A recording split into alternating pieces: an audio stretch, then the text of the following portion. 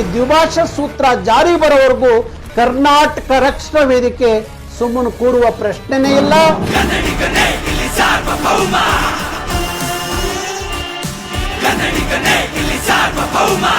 ನಮ್ಮ ಜೊತೆಯಲ್ಲಿ ಕೈ ಜೋಡಿಸುವಂತ ಕೆಲಸ ಸಮಸ್ತ ಕನ್ನಡಿಗರಿಂದ ಆಗಬೇಕು.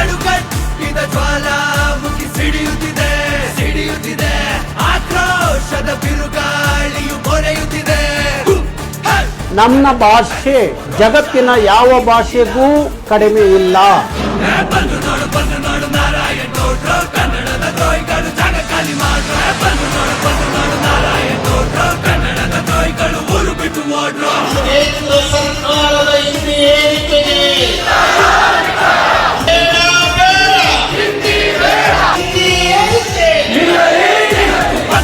ಸಮರಕ್ಕೂ ಸಿದ್ಧ ಕಾಲು ಕೆರೆದು ನಿಂತರೆ ನಿಮಗೇನೆ ತೊಂದರೆ. ಸಾವಿಗಂಚಲಿಲ್ಲ, ನಾಡಿಗಂಚಲಿಲ್ಲ, ಜೈಲಿಗಂಚಲಿಲ್ಲ, ಗುಂಡಿಗಂಚಲಿಲ್ಲ.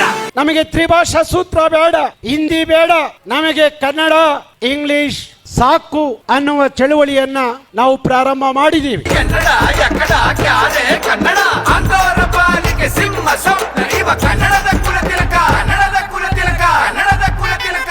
ಹಿಂದಿ ಬಲವಂತವಾದಂತ ಹೇರಿಕೆಯಿಂದಾಗಿ ಕರ್ನಾಟಕದ ಮಕ್ಕಳಿಗೆ ಭಾರಿ ಅನ್ಯಾಯ ಆಗ್ತಾ ಇದೆ ಶಿಕ್ಷಣದಲ್ಲಿ. ಲಕ್ಷ ಲಕ್ಷ ಧೀರ ಯೋಧರು ಕನ್ನಡವ ಕಾಯುತ್ತಿಹರು, ಕೌಡ್ರು ಕರಡಿಯಲ್ಲಿ ಪಳಗಿದವರು, ಸಿಂಹಗಳಂತೆ ನುಗ್ಗುವವರು. ಕನ್ನಡದ ಸೇನಾನಿ ನಾರಾಯಣ್ ಗೌಡ್ರು, ಕರವೇ ಕೀರ್ತಿ ನಾರಾಯಣ್ ಗೌಡ್ರು. ಹಿಂದಿ ಭಾಷೆಯ ಬಲವಂತ ಏರಿಕೆಯಿಂದಾಗಿ ಪ್ರತಿ ವರ್ಷ ಕರ್ನಾಟಕದ ಮಕ್ಕಳ ಮೇಲೆ ಭಾರಿ ಕೆಟ್ಟ ಪರಿಣಾಮವನ್ನ ಬೀರ್ತಿರುವಂತದ್ದು.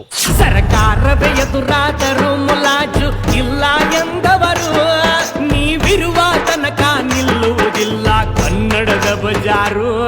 ನಮ್ಮ ನಾಯಕರ ಗಟ್ಟಿ ಗರ್ಜನೆಗೆ ಪರಭಾಷಿಕರ ಬಾಲ ಮುದುರುವುದು.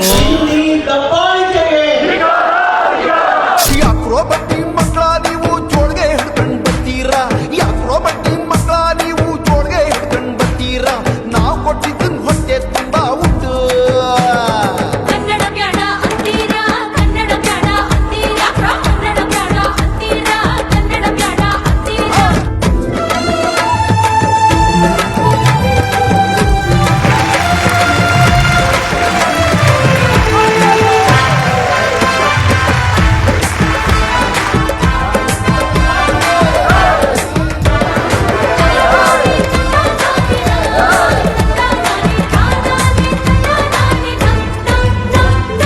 ತ್ರಿಭಾಷಾ ಸೂತ್ರ ವಾಪಸ್ ತಗೊಂಡು ದ್ವಿಭಾಷಾ ಸೂತ್ರ ಜಾರಿಗೆ ಮಾಡಿ ಅಂತ ಹೇಳಿ ಮುಖ್ಯಮಂತ್ರಿಗಳಲ್ಲಿ ನಾನು ಮನವಿ ಮಾಡಿದ್ದೆ. ನಾನು ಮತ್ತೆ ಈಗ ಮುಖ್ಯಮಂತ್ರಿಗಳನ್ನ ಭೇಟಿ ಮಾಡಲಿಕ್ಕೆ ಹೋಗ್ತಾ ಇದ್ದೀನಿ.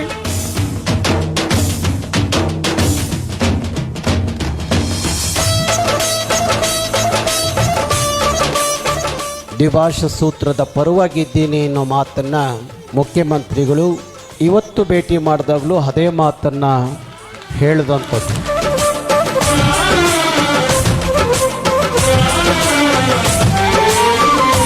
ನಮ್ಮ ಸಚಿವ ಸಂಪುಟದ ಸಭೆ ಕರೆದು ತಕ್ಷಣ ಮಾತಾಡ್ತೀನಿ ಅನ್ನೋ ಮಾತನ್ನ ಹೇಳಿದ್ದಾರೆ.